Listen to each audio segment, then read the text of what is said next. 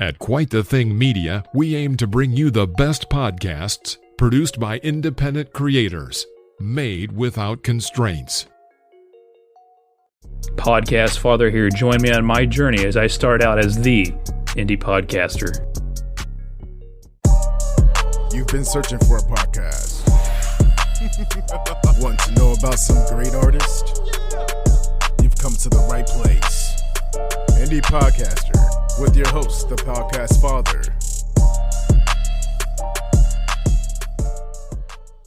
Holy hell, I can't believe we've made it to another episode of Indie Podcaster. I'm your host, Jeff, aka Podcast Father. Mike Zago's with me. We're doing it again. We're still doing it. It never stops. That sounds crazy. Oh, okay. But yeah, anyway. It never stops. It never stops. Mike's so parched, he's drinking out of the dog water bowl. It's true. It's been very hot, but I took a water break and now we're ready to rock. I'm feeling hydrated and invigorated, and everyone should stay that way. Do you have like a sink right by your desk? Because I literally could hear you like pouring the water. It's pretty close. It's pretty close. 1-bedroom apartment. What are you going to do? Studio is next to the kitchen. Open concept. You know what I mean? It's trendy. God, I'd like to be a fly on the wall. Actually, I would not like to be. I'm sure your neighbors hear all your conversations with yourself. The flies on the wall get swatted, first of all. And I hope they do hear it. They would be getting free entertainment and not having to listen to my advertisements. So I guess that's good. Fair enough. So today we're going to talk about Complicit Pod.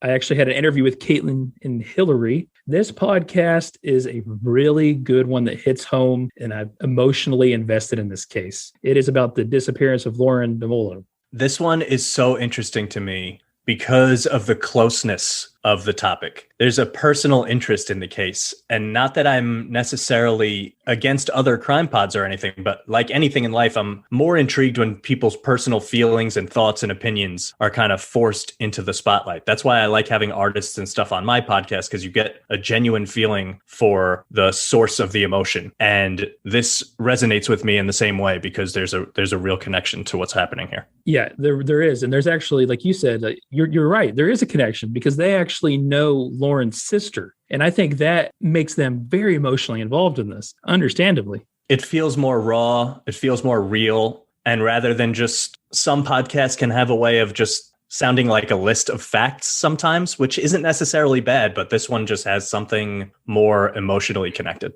I feel like it's my duty. I'm trying to do my part also to help with this investigation, not just talk to Hilary and Caitlin because they're created something amazing as far as this podcast, but also highlight this case because it's been over a year and it needs to be solved. The twists and turns and all the different things we're going to talk about in this interview will be really interesting. I mean, I promise you'll enjoy it. It's going to be good. I would talk more about it because I think it's really cool. But if you want to hear more from me, just go listen to my podcast. Let's get into this one. Yep, let's get into it. But Mike, man, before we do, I got to take care of my business, man. Mm-hmm. Myself and this podcast are proud members of Quite the Thing Media. Make sure you're checking out Quite the Thing Media. Go to quitethethingmedia.com. If you want to go to my personal site, it's actually at Quite the Thing Media. quitethingmedia.com/podcastfather. There you can request to be on this podcast as a guest. Also, a review from me on site. Make sure you're checking out all the great original podcasts on site and the independent creators on site. quitethingmedia.com. Couldn't do this podcast without the hosting platform, Captivate FM. Captivate FM is great, guys. I can't tell you how great it is. I could talk about it all day, but I will tell you one thing. For me, as a new podcaster, it's amazing. There's all sorts of tools, growth labs, etc. The team is so hands-on at Captivate FM. They will help you through your journey. If you're a podcaster or content creator, you want to distribute your stuff, go to CaptivateFM.com. They'll go ahead and give you 7 free days off the bat. But I'll tell you what, if you go to my Quite the Thing Media page, quitethingmedia.com/podcastfather, there at the bottom, you'll find an affiliate link. You can get 30 days of Captivate FM free. Why wouldn't you check it out? Captivate FM. This podcast is sponsored by Good Pods, my great friends at Good Pods. This is an amazing app, guys. You get on there, you see what podcasts your friends and influencers are listening to. Download the Good Pods app. All the music on this podcast is from the artist Young Carts. Young Carts, great independent artist. You got to check out all the work. Go to the site, youngcartsbeats.com. If you want to contact me, you can find me on Twitter at podcast_father, or the podcast actually has an account too at indie_podcaster, or good old fashioned email, always great too, thepodcastfather@gmail.com. You want to support this podcast? One great way you can do for me is you can go on your favorite podcast listening platform, may that be an Apple or Good Pods, and give me a rating. Throw me a 5-star. Type some nice things to me. If you don't even want to type, don't worry about it. Just throw me some stars. Any feedback is appreciated. I really do appreciate it. If you want to get real crazy and support me, you can always buy me a coffee. Check it out on my Quite the Thing media page. That's enough of the business. Let's get to the view. I'm very excited today to talk to Caitlin and Hilary of Complicit Podcast. I will go ahead and give you both a few minutes to introduce yourself and talk about the podcast.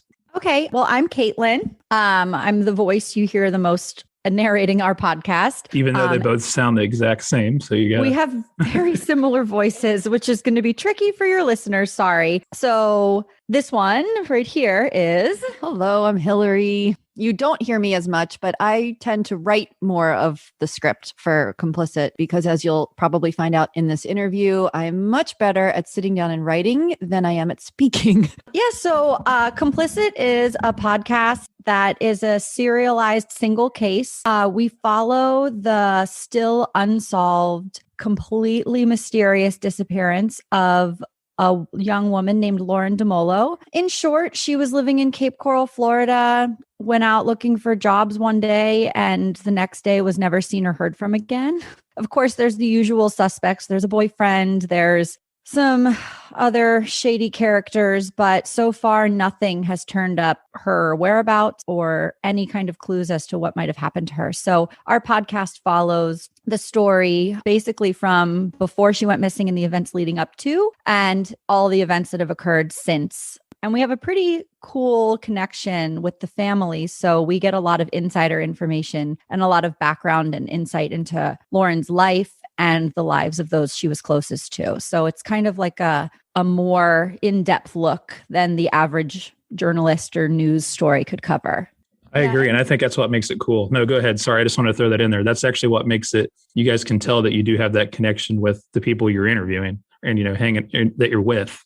Yeah, it was, this is Hilary. It was, the family put a lot of trust in us to tell the story. And we really tried to make it as impartial as we could, given the sources that we had to work with. And a lot of people have even contacted us about the case. Like Caitlin just said, we know Lindsay, who is a voice you'll hear on the podcast, who is Lauren, the missing woman's half-sister. And we saw her Facebook post one day that her sister was missing, and we were like, whoa. So we, contacted her, said, what's going on? We weren't anywhere near her, but, just tried to offer support, and we followed the case. And when things started kind of getting more mysterious, like evidence appearing where people had searched before, and more details started coming out about what had been going on in her life in the month prior to her disappearance, we were just sort of intrigued and / wanted to help, but it's COVID. We couldn't get down and help the family in person. And we had obviously listened, like everyone else, probably in the world, or definitely in true crime, to Serial, and knew how powerful a podcast could be for evergreen content. It's not like you have to catch it when it's running on the news, and people could discover it at any point. Hopefully the right people who might have some kind of tip they weren't even aware of, that could be helpful to the case. But in general, it's an intriguing story that I think people really have connected to, and we've had quite a lot of downloads in a short time. The case itself, today is the 1-year anniversary, or between today, tomorrow, depending on when you think she went missing. But we only really launched the story for the world podcast wise in early February, which is, we launched on Missing Persons Day as a nod to her, February 3rd. And it's been crazy that, we've had access to all of the information, and her family's been wonderful throughout. And her father, Paul, and we've never met, we only know Lindsay. We've never met these other people. And so they put a lot of trust in us. But her father, Paul, one of the first things he said to us was, I want to make Lauren a household name. I want everyone to know her story. I want to find her. And if we keep putting pressure on the police through the media, through podcasting, whatever it is, then it could only help. So that's been our mission the whole time. Yes, to tell the story, but to get out there in other forms, go on other shows or, whatever it is, and help their goal of making Lauren a household name.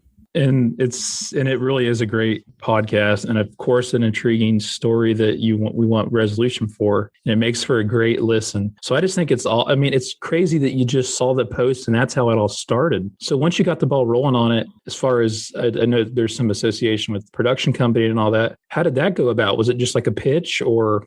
We wrote it. We asked the family if this is something they'd be interested in. They said, of course.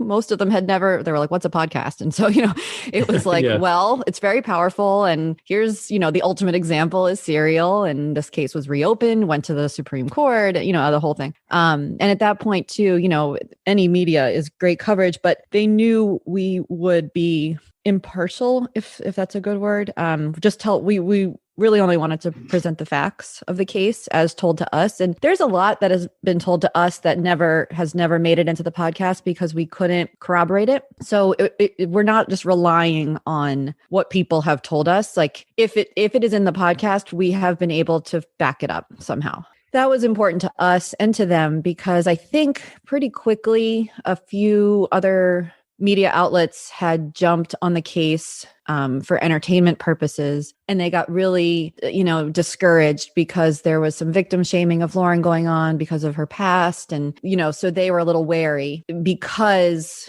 Lindsay could vouch for us. It was a little easier for us. And our intentions were not media entertainment. We have no background in media entertainment at all. This is the first time we're ever doing something like this. We're consumers of content, of all types of podcasts. And so we were familiar with the medium. It also seemed like this is going to sound terrible, but a lower barrier to entry where you find a production company and we write everything, we narrate everything, we do everything. We buy all our music, or the production company that we hired, who's Resonate Recordings. They're wonderful. They have their library and they have their, engineers that put it all together for us. And we do as much behind the scenes before it gets to them as possible. We have a lawyer review every single word. It is a scripted podcast. So there was not really a pitch involved. It's just us doing it. Yeah. Shout out to Adam, our engineer, who puts those episodes together so amazingly and takes every note we have and makes all the changes 80 times over. We love him so much. I don't know. But yeah, as far as getting into the podcasting, and once we had the idea and the story, I mean, like Hilary just said, we definitely knew how to write it and how to tell the story, but we did not know the first thing about putting a podcast together. So Hilary did all the research into the production companies of podcasts that would be able to do all the things we needed. And Resonate also happens to produce some of our favorite true crime podcasts. So we knew we would have a good run with them. Like she said, they've been amazing. And that's kind of how it all happened. But yeah, we didn't have to pitch it. We basically just had to say, we would like this podcast to happen and we would like to hire you. And they were like, okay, thank you very much for your business. Let's do this.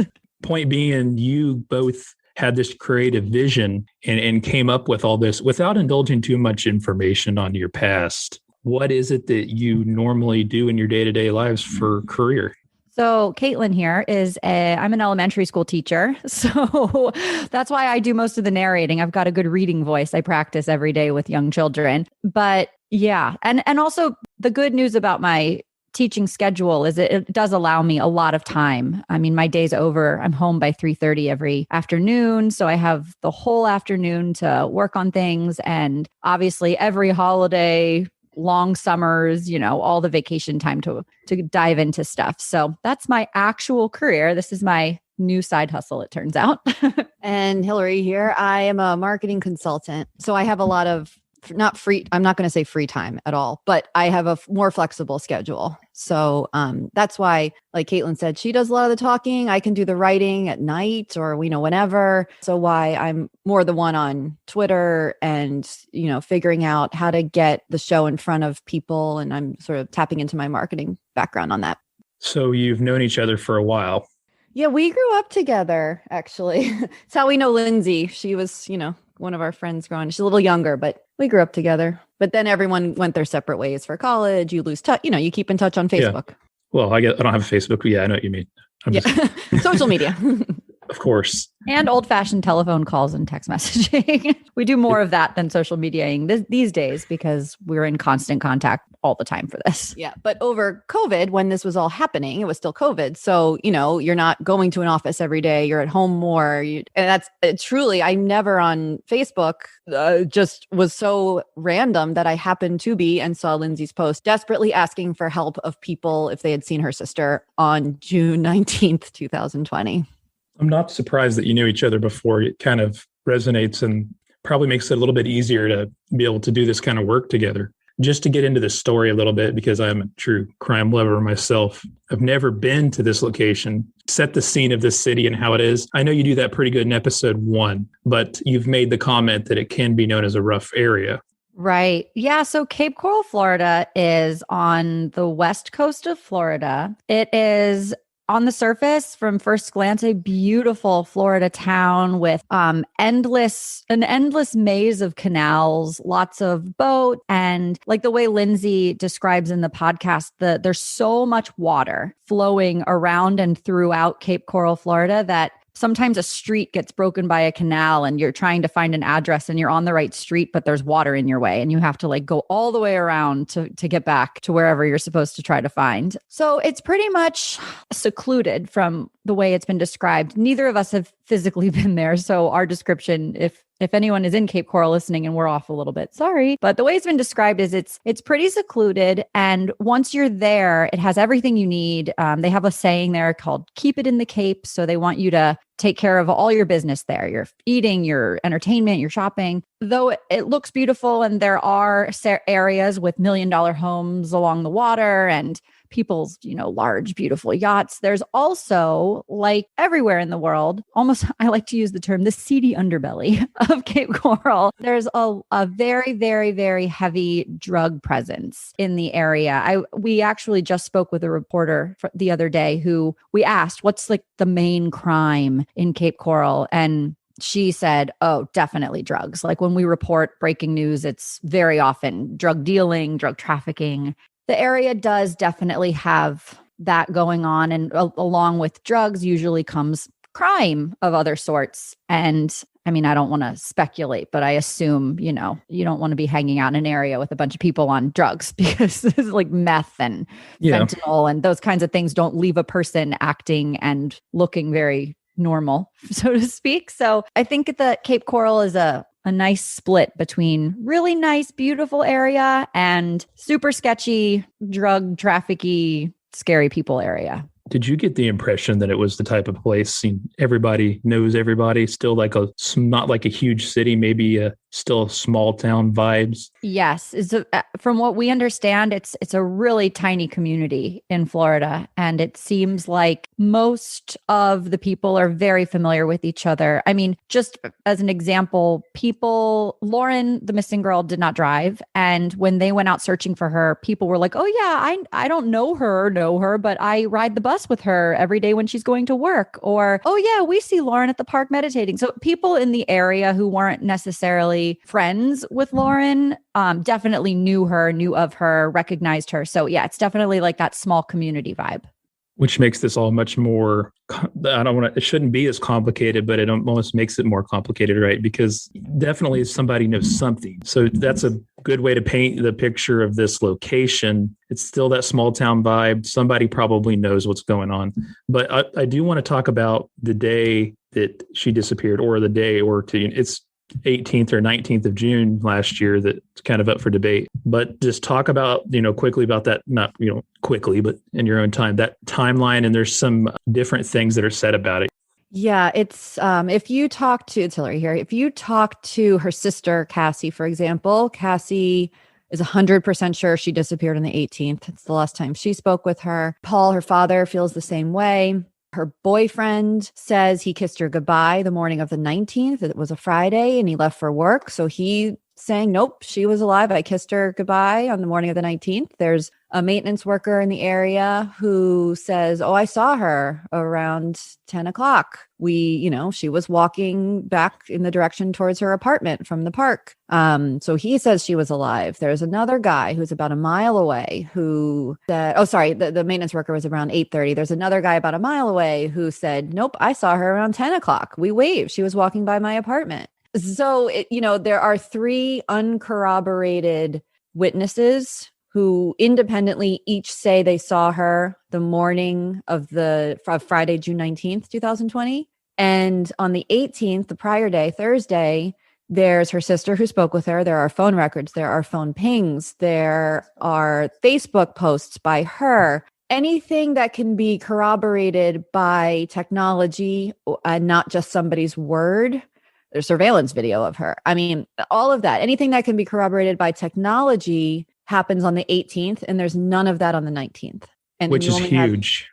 Which is huge. So that's where it's up for debate because the timing is a little strange. We named the show Complicit because of all of the people, like you said, someone knows something. There's clearly people who aren't talking who know and are at the very minimum complicit in her disappearance, whether they're responsible directly or not. And in our opinion, they're equally to blame at this point, especially 1 year later, exactly today, a year later. So on the 19th, technology-wise, there is exactly 1 ping from Lauren's phone, which was only a Wi-Fi usable phone. She didn't have a data plan. And it was pinged in her apartment from her Wi-Fi. So we know that's accurate. And it was a Facebook Messenger call from her phone to her boyfriend, Gabby's phone. It was an unanswered call. He says he never got it. It's in her phone as an outgoing call that was unanswered. And there's nothing else. And that was at 10 o'clock. So the issue,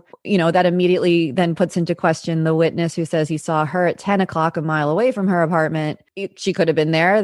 Someone was using her phone. Just there's a lot of debate and issues around her whereabouts on the 19th. The 18th, everyone's very clear about where she was. Did she typically use her phone in the morning hours? Apparently, she was never without her phone. So, yeah. And even she would take it to the park. I guess they had Wi-Fi. There's free Wi-Fi all over Cape Coral that she would just tap into. So even on the buses had, saw her surveillance cameras and Wi-Fi, and she was applying for jobs and all of that. All of that could be corroborated. But yeah, typically, from what we understand, she was never without her phone. And her phone was located in her apartment. It was located... Sorry, this is a tricky part, right? Because right. I remember. I've listened. Let me qualify this. She disappeared sometime 18th or 19th. That was a Thursday, Friday. There was some drama around filing a missing persons report. Eventually was filed by her boyfriend, Gabby. And then the following Tuesday, her sister, Cassie, and Lindsay, our friend, with Lindsay's boyfriend at the time, now fiance, went to Lauren's apartment to go see for themselves what was going on. It was, a couple hour drive for each of them. And when they were there, Gabby, who had previously given up his keys to that apartment, showed up wanting to get his television off the wall and handed them Lauren's phone. So it's unclear if he showed up with it and, it was off or whatever and not pinging, or if it was in the apartment and they had missed it when they went in to look. But he went in the apartment, came out, and handed Lauren's phone over to them. But the strange part is, like you said earlier, she's not known to leave without her phone. No different than us, anyone? Right? Yeah. Well, the other strange thing is that so she disappeared, like we said, either the Thursday or Friday. On Saturday at the park, that was very, very 2 blocks away from her apartment. At the park, her purse, her shoes, and her keys were found on like a little picnic bench table area. And in her purse was her wallet and just identifying things that it was, nothing. It's unclear if anything had been stolen, but her wallet was there. So they were able to identify whose purse it was. But again, it's like if you leave your house, don't you throw your phone in your bag? Maybe she had forgotten it. Who knows? But her other belongings were found in the park the next day and turned in. And of course, that was before the missing persons report had been filed. So at this point, it's just a lost and found item. I do want to take another second here to talk about the sponsor of this podcast, Good Pods. Like I mentioned earlier in the intro, you can see what podcasts your friends and influencers are listening to. This app is great, and the creators and Team Good Pods are very serious about making you the greatest listening experience for podcasts. Not only just the quality of the audio listening piece, but also the social aspect. This is a really awesome app. I can't suggest it enough. I'm very involved in there. They're very dedicated to podcasters, independent podcasters, and listeners. I have a couple groups on there you should go check out. The Indie Podcasters group, highlight indie podcasters, obviously. I've also recently created a true crime group. I'm a big true crime fan. You should join both of those groups. And every week, we do pick podcasts out of the Indie Podcasters group to highlight in the recommended section. But once again, I'll say it again, the Good Pods team is a great team of people. I can personally vouch for them, but they're also dedicated to making this app as good as possible. You can talk to them on social media directly. They will respond. They take all recommendations very serious. There's a great team at Good Pods. Make sure you download the Good Pods app and listen to your podcast there. Let's get back to the interview. Yeah, no, and you sure as hell wouldn't probably leave your purse behind, right? That's not normal either. It's if you were wanting to disappear per se, if that's an argument even, you would take certain things with you. Maybe not your phone, but your personal belongings, you probably would, right? Because a purse is used for transportation of stuff, not just for fashion or something. But so there was nothing else indicating at her apartment either that she had planned on leaving.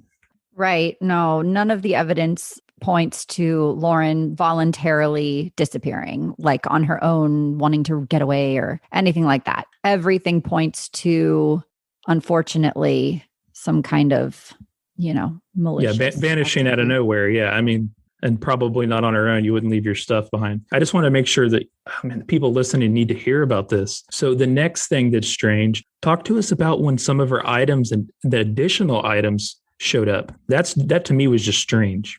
Right. Yeah. So probably one of the creepiest findings all throughout this. So like Hilary just mentioned, the day after or whatever, she either disappeared. This is what's definite. She either went missing the late night of the 18th or the early part of the 19th. So, there's like a 12-hour window where she probably disappeared. And like Hilary said, the next day, the 20th, her purse, her wallet, and the purse with the wallet, the keys, everything, and I think they were flip-flops, were found just chilling in the park. So not super unusual to find things of a person that you can't find like the next day in a place where they frequent. But because that's where those things were found, the park became the hotspot for the searches. That's where also it's a good gathering place, but that's where everybody would gather. There were so many searches that were held, community searches. The family did their independent searching and they combed through the whole community, but they really went through that park a lot because they knew she had been there. At this point, if you believe it or not, the maintenance man had seen her walking home from that direction. Her stuff was there. So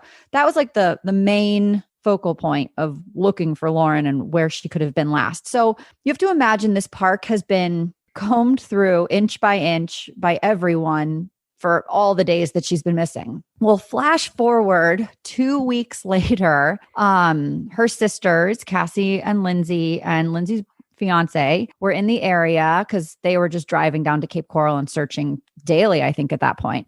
And they started in the park, combed the park, nothing new. They decided to go, again, searching the community like they'd done many, many times before. And one last time before leaving, they were like, let's just check the park one more time. And though it is a big park, from what we understand, there's like a community center in the center that, you're not going to find much there. There's people there all the time, but it was more like searching the little sunbathing beach or, the little nooks and crannies because everything else is constantly being used by everyone and someone in the community would have seen something. So they went back to this little beach area where they had just been that morning and they had been every day for 2 weeks and laying on top of the sand, just as Lindsay said, clear as day, was a very distinct lace maroon peplum style tank top that Lauren wore very often. It's also the same shirt that the maintenance man described her to be wearing the last time he saw her. If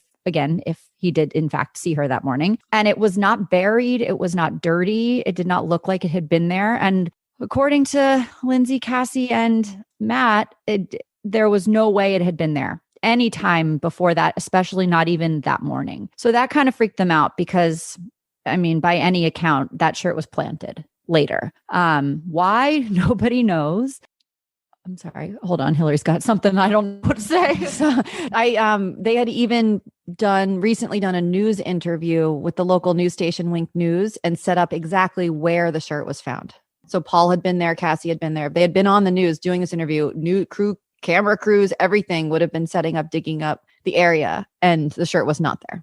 Yeah. So that was strange because it was just laying atop the sand. Like, of course, it's a public park, so there's security cameras that should be running 24 hours a day and, the usual stuff in a public area. So immediately they called the Cape Coral Police Department and the police responded right away. The evidence team came, the forensics took the shirt. But oddly, at least not reported to the family or to us, unless the Cape Coral police are sitting on something that they don't want to share, which is highly possible because it's an open investigation and they're definitely not saying everything. But they claim that there is no footage of anyone putting the shirt there and that the only footage that they found was in the dark. So it would have obviously been at night. And there's some images of two homeless people that they're describing it as two homeless people kicking the shirt around and like up in the sand. I don't know that. Again, the police are strategically releasing whatever they feel can be released, and they're obviously not releasing whatever they need to continue their investigation properly. But it just seems strange that footage is at night, but the three, Cassie, Lindsay, and Matt, were there in broad daylight in the morning and the shirt was not visible. And then they went back in the afternoon and it was. So I don't really understand how that nighttime footage. And also the other question that's really interesting to ask yourself is if the police could see clearly enough on the nighttime footage that there were two specific homeless people, if they could see that clearly enough, how could they not see more? And also if there is in fact footage of people kicking it up in the sand at night, well then rewind back, there should be footage of someone placing it there, but there isn't, at least not that we know of. So that's the really strange evidence that made everyone kind of think, oh no, this is really bad. Like there's no way she just disappeared because she wanted to get away. I'm no expert by any means, investigator or anything, but it is common for the police to hold back information. But typically when they do that, right, it's more or less no comment at this time. So for them to, and I don't know exactly what they said, but they're basically saying there's no useful footage. Yes. And Lauren's sister, Cassie, offered to the detective who's leading the investigation to sit there. She said, I will rewind and watch all the footage from the 18th through the date that we found the shirt. I will sit there and I will watch it. And I will tell you when I see someone putting the shirt there. But she was denied access to the videos to do that. So that's why I wonder, maybe the police do see something and they're building a case. I mean, you hope, but they also directly told the family, no, we don't see anything. So I don't know. That's the tricky part. And how close was this to the water?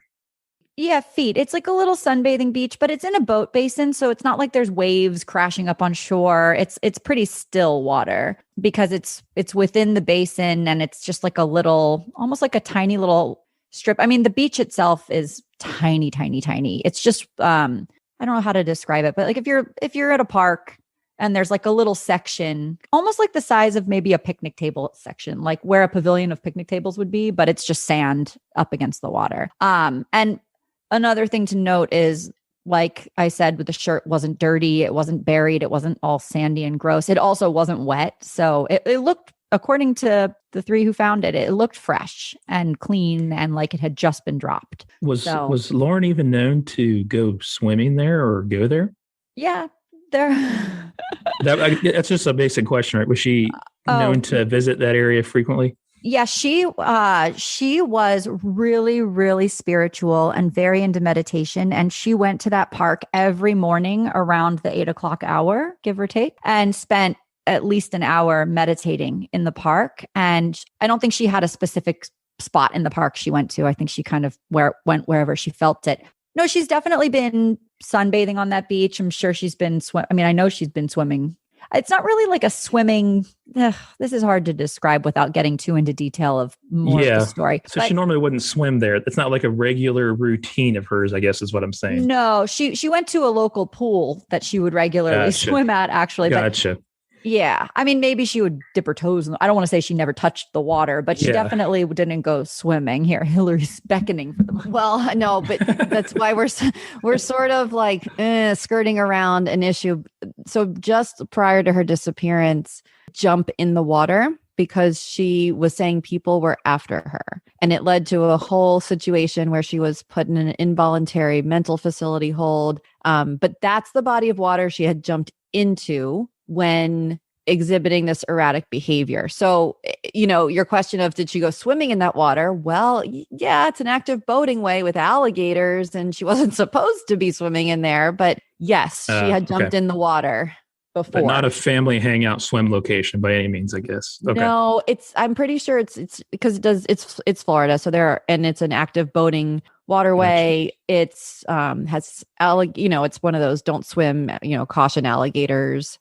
She was not known to, do laps. There. Another thing that makes this interesting is the family dynamics and the individuals are less than perfect. Not that any of us are, but the stepfather and the mother weren't exactly very active in the investigative, searching, trying to seek information piece.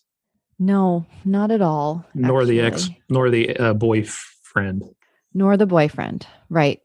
Even from the very beginning, the boyfriend sort of handed his keys over, said, I'm going to go stay with a friend, never came back except that one time to get his TV where he made a comment like, well, she's obviously not coming back. And, her father's like, how do you know she's just not pissed off at you? You know what I mean? Like, he's like, what do you mean? So, right. And he never turned up for a search. He told Paul, her father, that he was searching on his own, don't know. And the mother and stepfather, they weren't married. We just, they were together forever. So technically, you could not, but you could call him stepfather. Her mom was, I don't want to say ill, but ill and in a wheelchair. It's kind of self-imposed. She was really struggling with alcoholism. And so she wasn't at all in a position or helpful or anything like that. And, we're trying to reserve judgment on that because we don't know her struggles. Right. The stepfather showed up to the starts of searches, but then didn't actually search. Yeah, it's strange. And they also, just to put this in perspective, they live right across the street from the park. They were certainly close enough to have gone looking. Being so close to it, the eyewitness thing really is important, in my opinion. It's kind of strange, the mix in stories. But regardless, it's strange to just have your purse there. So it didn't look like it had been dumped or gone through or anything. It was just kind of sitting there. It was just kind of sitting there. Yeah, no, and that's just fascinating that it would, that's definitely, I see when you used the word planted earlier, definitely would be a huge indicator of that. Concerning, for sure. It's just such a crazy story that there's not and I did try to research it quite a bit as well before. I didn't want to be the guy doing an interview that hadn't even heard of it. But there's just not a great deal of information. And I think the cool thing about your podcast is it really does have most of the information in it, because this isn't a huge thing you can obviously Google anything, but there's not a whole lot more information than what you share on your podcast. No. And I think we're probably the most comprehensive since we go back in time and explain what was going on in her life. Yeah, the media has not let the story go. We did, recently speak with a journalist who's been covering the case for a year. And even she was like, we don't cover cases for a year. People are found here. Like, people are arrested here. Crimes get solved here. This is highly unusual. There's been national media coverage as well. John Walsh's son, Callahan Walsh, launched a new show on Discovery, and Lauren's case was the first case he covered. So that was great for national exposure. Dr. Oz then followed up with Dateline. It's been on Oxygen. So she's gotten the national treatment for sure. But again, all of those are limited time. You can only go, the single hardworking mother, goes missing is a great headline, but you can't get too much into the story, unfortunately, in the time allotted on one of those programs because you have other cases you have to cover. This was really more of a deep dive because, it's very easy to look at the boyfriend, right? I mean, and sure, it's absolutely still possible that he's involved or knows something, but you go back a month and you find out other people she was hanging around, other incidences that happened to her, just, other things that could maybe explain what happened or not. I mean, that's the tricky part about the case since nobody actually knows what happened. There's also on any of those more national and television programs like Dateline or the People magazine investigates covered her story too. Like any of those, the show is more limited. Like they can't talk to and interview and feature 9 people in a 20-minute segment. That's too many. And there's no time to introduce those people and get all of the information or whatever it is that they want to share about what's going on. So for us, we have a lot more time. We have episodes that are about 30 minutes a piece. And we have, how many episodes do we have? 9? 7? Just kidding. Well, there's 2 coming. So we have not. That's my brain. I'm like, how many do we have? So it's definitely easier for us having one case that we're looking into. And I mean, an unlimited, I mean, we could probably, if information keeps coming, we'll just keep releasing episodes. Whereas those TV shows just have a 20-minute segment with a commercial break that they have to squeeze it all in. So they get the key players. They always get Paul. They always get Cassie. Sometimes they get Lindsay. But they don't have time for, Victor, the private investigator.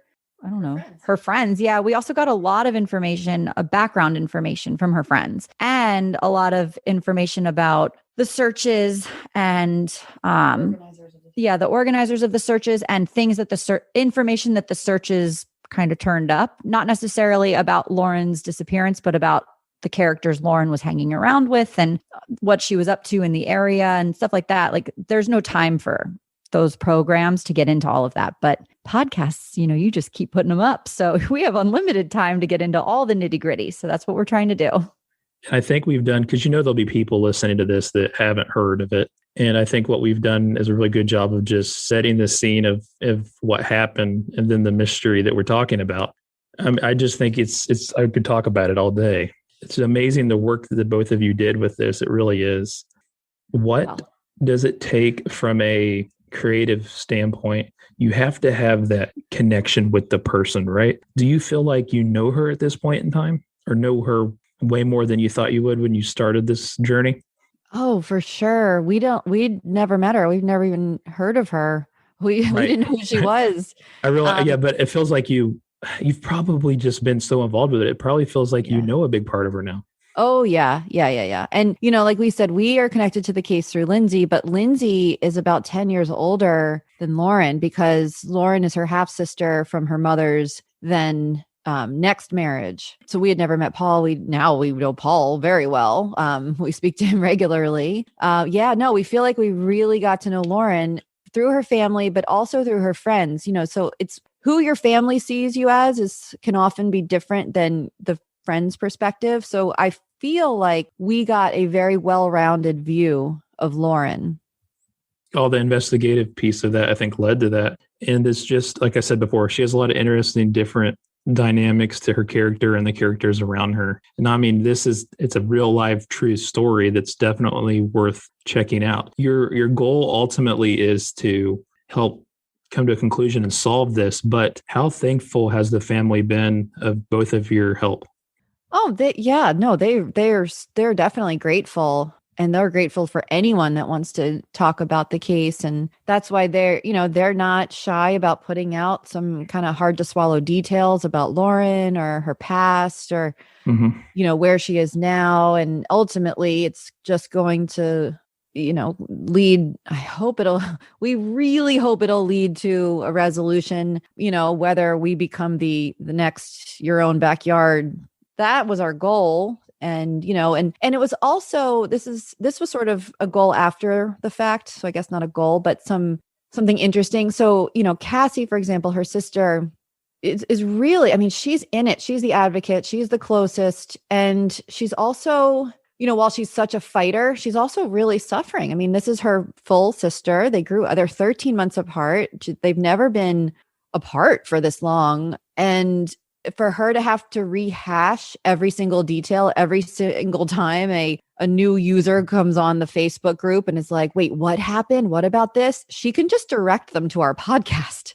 And she has. And she's like, Complicit, just listen to Complicit. You'll get all the background you need. So it's also a nice thing, that a resource that she and the family and whoever else has, where if you are interested enough in the case to join their Facebook groups or whatever it is, and you're a stranger to the case and you are wanting to know what happened and background and everything, they can just direct them there as research, basically. How big of an impact do you think this had, being in the middle of COVID stay-at-home orders, mandatory stay-at-home? I mean, there was a lot of things going on when this all happened. During COVID, it was an article in the New York Times that I read that it was a big boom that Cape Coral had. I think 40% or something, the population increased by. There's a huge billboard. So Cape Coral is only accessible by a bridge from Fort Myers. And there's a huge billboard as you cross that bridge with Lauren's missing poster on it. So as all of these new people are moving to Cape Coral, they see Lauren's face. So again, another product of COVID was people fleeing the north, going to Florida. You have a huge increase in population, people moving. You have more eyeballs on this case. You guys have both just unlocked this whole creative piece that you probably never even knew that you had, or you didn't know you had it to that extent. When I'm asking you what's next, I don't mean moving on past Lauren, because we don't want to do that, nor will we. But now that you two, Caitlin, Hilary, have unlocked this entirely new creative side of you, do you see more things that you could help out with? Oh, definitely. Definitely. So many different outlets. I mean, again, this is the creative outlet industry is not us. That's not what we are, trained in. No education in this, but no, we're never going to move on from Lauren's case. We will always cover and report all the facts and details of everything related to Lauren's case up until the day that there's some answer. But we definitely are very much enjoying this and will do future seasons on other missing persons cases. I think we're really invested in the missing persons genre. I don't know. Okay. Well, I like it. I don't know. Hilary's like, I want to do anything. But the other thing we talked about was, what if this could be made a movie or a TV show? And obviously we're in no capacity to do that, but yeah, for the audience. And I don't know if that would be appropriate to do before there's an answer, but if somebody wanted to do that, we would gladly sign on to consult or write or whatever, that side of it. Because I do think, as sad as this is to say, because this is real and this is a family and this is a person, it's also, true crime is such a popular genre. And it's, personally, I know this sounds weird to say, but like I fall asleep to a true crime show every night. Like I am obsessed with it. There's a whole Oxygen network filled with Wives with Knives and Snapped and all those shows. And something like that, I think, would be exciting to work on. But again, like, not saying that this isn't sad and serious and a real case. It's just like another outlet to go to, because this is such an interesting and unique story that I just think it would get a lot of attention. And yes, and not everyone listens to podcasts, so getting into other forms would be great. But I don't think that Lauren will be the only story that Complicit does. I think we'll end up with future seasons too. And it's out of a passion for it, right? I mean, you're not getting rich. So you're doing this because you want to be doing it. I don't want to say enjoy it, because it is missing person, but you know what I mean? You do it because you're trying to make a difference. Yeah, we're trying to make a difference. We're trying to help, a friend's family, but also we both, I can speak for both of us, we're just so interested in this kind of stuff. Like when we were younger, we watched the movie Clue together. Yeah. A lot of times. And we like a mystery. So moving on past this, and just as I could talk about this all day, like I said, you guys are awesome, and so is the podcast. I don't remember how we exactly came in cross paths, but you guys have been kind of growing and meeting a bunch of new creators, a lot of podcasters. So tell me about how cool and important and what you've learned. And have you met some other podcasters that you really enjoy? Yes. I got very lucky. I looked one day at it's called downloads, although I think they're just listens. I'm still learning the lingo. It's Hilary. I looked one day at our numbers because I was, curious of how many people are listening. And I saw a huge jump in our listens one day. And I was like, what happened? The marketer in me was like, okay, what happened? How do we repeat it? And I couldn't figure it out. And I finally, a couple days later, it was when Apple was starting to do updates, a couple months ago. And I finally got into the new section on the Apple featured section of new. And I saw us on there and I couldn't believe it. And I said, oh my gosh, I guess I had been affected by the Apple update. And so I couldn't get into it previously. And I was like, oh, that's it. Bingo. That's why we got bigger. And then from the new featured section, we ended up on the Apple charts, which of course is a self-fulfilling prophecy where you keep getting more and more because more people discover you because so many people go looking on those charts for their next listen. When I saw us on the new section of Apple, right under us was a podcast called The Path Went Chilly. And that was an offshoot of, I think they follow up on cases from The Trail Went Cold. It's a good podcast. Yeah. Yeah. It's a great podcast. Yes. And I just got bold and tweeted. I took a screenshot and tweeted at The Path Went Chilly and said, great to see we're in excellent company or whatever I said, because I love their show. And then one of the Dr. Jules, who's on one of three on the show, wrote me back and was, we just started a conversation and she was amazing and so sweet and welcoming. And, this is she has her own podcast called Riddle Me That True Crime. And she said, are you in any RT groups on Twitter? And I'm like, what does RT mean? I mean, I don't know. Yeah. And so I kept saying, I feel like you're my cool older sister that brought me to sit at the cool kids table at the high school cafeteria. And she just opened the door to all these amazing indie podcasters who, they are a lot of them are within a network. We're still not. We are truly independent. Not that they're not either. They're, self-produced and all that. But she really was my gateway into other podcasters. And I found a lot more, mostly through social media, actually entirely through social media. And so everyone's just been amazing. We did an interview and then we did a 2-part interview on Riddle Me That True Crime with Dr. Jules. And she then followed up with an interview with Paul and Cassie, Lauren's father and sister, on a show. Then missing persons, Mike Morford then came knocking and said, hey, this is literally what I do. You want to feature Lauren's case? And we said, yes. And Paul and I went on that show. There are a few more coming up. Yeah. YouTube, actually, also a lot of podcasters also have YouTubes. So we've been on Gray Hughes, Paul, and us, we've been on Gray Hughes, and Eric Hunley's had some expert analysis, forensic experts investigating the case. It's really, and this is where the marketing side comes in, because you have a very unknown show with you have a brand new show with an unheard of case, except maybe if you're local. And I've just found that the podcast community, specifically the independent podcasters, obviously, have just been so supportive and want, rising tides lift all ships kind of thing. And I'm sure that's how we crossed paths along the way. Like I said, I really could talk about this all day. I don't want to keep you guys held up all day, but I do thank you for the support you've shown me as well. And like you said, it's definitely a great community. It is. And with your Good Pods work and everything, it's amazing what you've been doing too, to help and spread the word. And I think, we're both probably relatively new to the game, and it's just been amazing. There's no, everyone's doing their own thing, right? So it's I can easily recommend Complicit in the same breath that I can recommend Riddle Me That or Jury Room or, any of them.